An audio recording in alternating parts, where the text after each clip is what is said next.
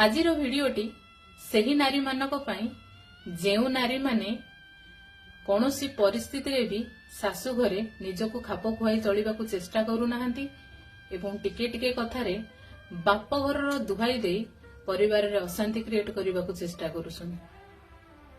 Thirty मात्र जानिबाकू चेष्टा करंतु विवाह तो गोटे पुरुष सहित नारीर होइथाय, तेबे काहेकि गोटे नारी को ता निजर घर छाड़ी पर घर को जीवाकू पड़िथाय। जेउ घरे से छोटरू बड़ होइथाय, बापा मांकर आखिर तारा होई बढ़िथाय, सेही मानकू पर करी से एक अचिन्हा अजणा घर को काहेकि जाए।